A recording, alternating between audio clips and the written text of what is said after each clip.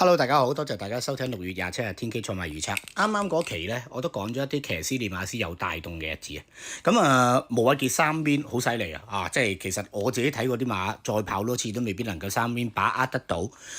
我咧就見到尤達榮咧又真係有啲第三喎。跟住之後咧就追咗時時精準。淨係時時精準都中翻15蚊嘅啊。咁有時就係啦，有時捉到一隻馬把握到嗰隻馬就易中咯，易補後邊嗰啲咯啊。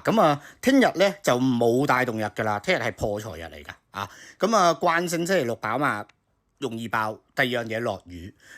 但係都好得意喎。頭先睇咧潘頓咧2.1倍騎師王喎，但係我見到佢啲馬應該佢贏騎師王嘅喎，好少見㗎啊！布文又好似雷聲大嘅喎啊！田太溫啲馬好似幾好啊，但係我真係覺得聽日買騎師王唔使買啦，我覺得蔡約翰有一挑剔下嘅即係佢嗰啲馬未至於壓一可以贏晒，所以我覺得練馬師王有機會爆，騎師王潘頓就算玩有2-3隻馬未必去玩，玩完應該都夠攞騎師王，我自己覺得啦我睇咗啲馬有幾場馬幾好，希望可以分享到俾大家，同埋有幾隻馬我覺得會搏嘅。輕輕講一場啦，一場我覺得翠湖烈風咧喺呢個班隻馬谷到咁靚，潘頓騎，我覺得呢隻有少少半冷機會，但係我就唔會買嚟過關嘅，唔會㗎嚇。跟住第三場，第三場我打星，打星其實主要原因我覺得嘉燕光彩真係好咗，潘頓騎我覺得合理嘅。另外其實如果我睇馬咧，專甲戰鷹咧頭一排14檔追，如果開始睇咗頭2場知道係利追，我覺得專甲戰鷹有披嘅機會大。另外確好勁喺3班一啲高水準賽事都上過名嘅，所以即係我覺得呢3隻馬比較好啲，所以我打星主要原因就係咁啦嚇。跟住之後咧有幾場咧我自己講一講嘅，譬如4場百勝金龍，如果大家想邊披過關，我覺得呢隻比較穩陣啲，佢又唔會太熱得好緊要，但係佢2000真係好準啊。所以咧我覺得咧呢隻咧有披機會大。5場我都冇打星嘅，精彩動力咧靚咗一段時間，但係咧我講俾大家聽，方嘉柏真係想贏練馬師冠軍噶嘛，所以咧佢唔係有壓一機會嘅時候咧，佢咧就真係唔搏嘅，所以精彩動力咧頭嗰2-3次都 hea， 今次終於抽到黃金一檔啊！我覺得佢攝入去裏邊追㗎我偏向覺得咧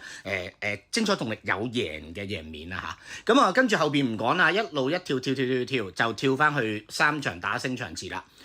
打星場次，精英雄心上次終於俾潘頓玩咗一次，輸遠咗，但係佢1650到而家一路都有獎金，只係輸過一次，敗不足懼3班。呢種嘅情況之下，我覺得係好。另外呢場馬打星其中一樣嘢，我少少想搏呢隻都靈福星嘅都靈福星上季未拉倉之前1650好，上次都我覺得算輸唔遠嘅。我覺得呢一隻係冷門嚟嘅。另外樂勝天下都係冷門嚟喎，呢場打星係搏㗎啦，但係起碼有2隻半冷門喺度咯精英雄心有一隻熱唔透嘅馬啦。好跟住第10場打星堅先生就我覺得當然就一定係仲有分有機會係明星馬嚟嘅。得到猴王潘頓輸過一次又而家即係3班啦。另外開心指數只要擺到前啲嘅隻馬係唞翻一排，其實過化學谷係唔啱跑，喺翻沙田3膽可能睇下有冇機會冷腳拖下啦我自己偏向，我覺得呢場就會咁樣到啦。11場我覺得潘頓其中一隻 win 就一定係線路英雄嘅另外中間仲有一隻咧係有機會搏 win 咧，就係黎超星咧揾咗潘頓騎嗰隻，你哋大家睇下邊一隻啦線路英雄揾潘頓搶咗人隻馬會 win 㗎啦，做好自己。又唞翻一段時間，佢今季全季都未甩過批嘅，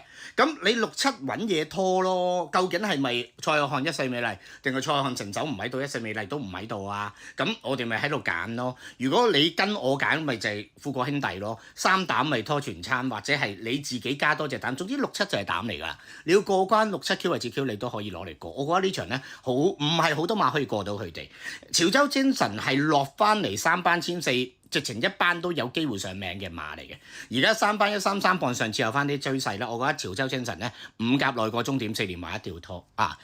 預祝大家贏錢。